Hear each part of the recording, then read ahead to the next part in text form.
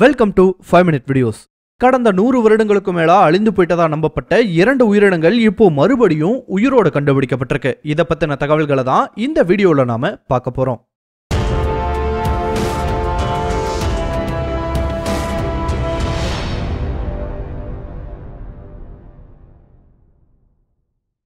இந்த உலகத்துல இதுவரைக்கும் எத்தனையோ உயிரினங்கள் தோன்றி வாழ்ந்து வந்திருக்கு. அவைகள்ல எத்தனையோ உயிரினங்கள் பல்வேறு காலகட்டங்கள்ல பல காரணங்களால அழிஞ்சும் போயிருக்கு. அது இயற்கை காரணங்களாகவும் இருக்கலாம், இல்ல செயற்கையா உருவாக்கப்பட்டவையாகவும் இருக்கலாம். அப்படி ஒரு காலத்துல வாழ்ந்து அழிந்து போனதா நம்பப்பட்ட 2 உயிரினங்கள் இப்போ மறுபடியும் உயிரோடு கண்டுபிடிக்கப்பட்டிருக்கு. இது யாரும் எதிர்பார்த்திராத ஆச்சரியமான நிகழ்வுகளாகவும் பார்க்கப்படுது.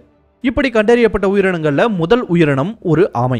ஈக்குவடார் நாட்டுக்கு சொந்தமான கலபேகஸ் தீவுகள்ல ஒண்ணுதான் பெர்னாண்டினா. இந்த தீவுல சமீபத்தில் மேற்கொள்ளப்பட்ட எக்ஸ்பெடிஷன் போது ஒரு ஆமையை பார்த்திருக்காங்க அங்க போன குழு. அந்த ஆமையோட பிளட் சாம்பிள்ஸ் வச்சு டெஸ்ட் பண்ணும்போது செலனோயிடிஸ் ஃபென்டாஸ்டிகஸ் என்ற ஒரு வகையை சேர்ந்த ஆமைன்னு கண்டுபிடிச்சிருக்காங்க. இதுல ஒரு ஆச்சரியமான விஷயம் என்னன்னா, இந்த வகையான ஆமைகளை மனிதர்கள் கடைசியா பார்த்த ஆண்டு 1906. அப்போ ரோலோபெக் என்ற நபரால மேற்கொள்ளப்பட்ட எக்ஸ்பெடிஷன் போதுதான் இந்த ஆமையை கடைசியா பார்த்ததா டாக்குமெண்ட் பண்ணியிருக்காரு.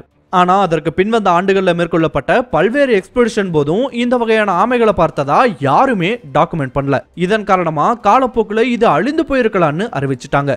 ஆனா யாருமே எதிர்பார்க்காத விதத்துல 112 வருஷம் கழிச்சு மறுபடியும் இந்த ஆமை இனம் சமீபத்தில் மேற்கொள்ளப்பட்ட எக்ஸ்பெடிஷன்ல கண்டுபிடிக்கப்பட்டிருக்கு. இது சம்பந்தமா மேற்கொள்ளப்பட்ட ஆய்வுகள்ல இந்த வகையை சேர்ந்த வேறு சில ஆமைகளும் அந்த தீவு கூட்டத்திலேயே வாழ்ந்து வரலான்னு தகவலை சொல்றாங்க.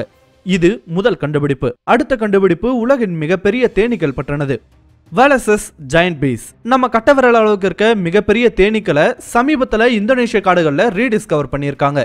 1858ஆம் ஆண்டு இந்தோனேசியாவை சேர்ந்த தீவுகள்ல ஒன்னான பேக்கன்ல இதை பார்த்ததா பிரிட்டிஷ் எக்ஸ்ப்ளோரர் அண்ட் நேச்சுரலிஸ்டான ஆல்ஃபிரட் ரசல் வாலஸ் முதன் முறையா இதை டாக்குமெண்ட் பண்ணாரு. அதுக்கு பின்னாடி 1981ஆம் ஆண்டு வரைக்குமே கூட இதை இந்தோனேஷிய தீவுகள்ல பார்க்க முடிஞ்சிருக்கு. ஆனா அதுக்கப்புறம் ஏற்பட்ட மேசிவ் டிஃபாரஸ்டேஷன் காரணமா கடந்த 38 ஆண்டுகள்ல இதோட சைட்டிங்ஸ் குறைய ஆரம்பிச்சது. ஏன் சுத்தமா நின்னு போயிடுச்சுன்னு சொல்லலாம். ஆனா 91ல இதை பார்த்ததா ஒருத்தர் அறிவிச்சாலும் சரியான ஆதாரங்கள் இல்லாததன் காரணமா அவரோட கிளைம் ஏற்றுக்கொள்ளப்படல. ஆக்சுவலா இது ஒரு மதிப்புமிக்க கலெக்டர்ஸ் ஐட்டமும் கூட.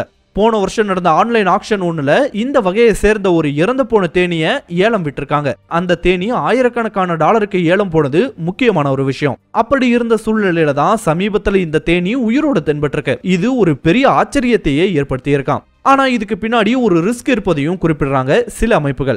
என்னன்னா, உலகத்துல வாழ்ந்த பெரிய தேனீக்கள் வகையில இந்த வகை மட்டும்தான் எஞ்சி இருப்பதால இதோட மதிப்பு ரொம்பவே அதிகமா.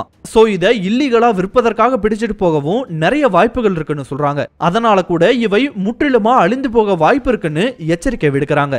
அது மட்டும் இல்லாம இந்த அரிய வகை தேனீக்களை காப்பாற்ற இந்தோனேஷிய அரசாங்கம் உரிய நடவடிக்கைகளை எடுக்கணும்னு கோரிக்கை வைக்கப்பட்டிருக்கு. 2019ல நடந்த இந்த 2 விஷயங்களும் வைல்ட் லைஃப் லவர்ஸ்க்கு நடுவுல ஒரு பாசிட்டிவ் வைபை உருவாக்கி இருக்கான். தொடர்ந்து இதே மாதிரி அழிந்து போனதா நம்பப்படுற உயிரினங்கள் மறுபடியும் கண்டுபிடிக்கப்படுமான்ற எக்ஸ்பெக்டேஷனும் அதிகமா இருப்பதா சொல்றாங்க. இந்த வீடியோ உங்களுக்கு பிடிச்சிருந்தா லைக் பண்ணுங்க, கமெண்ட் பண்ணுங்க, ஷேர் பண்ணுங்க. இதே மாதிரியான புதிய வீடியோக்களை பார்க்க மறக்காம 5 மினிட் வீடியோஸ் சேனலுக்கு சப்ஸ்கிரைப் பண்ணுங்க. தேங்க்யூ.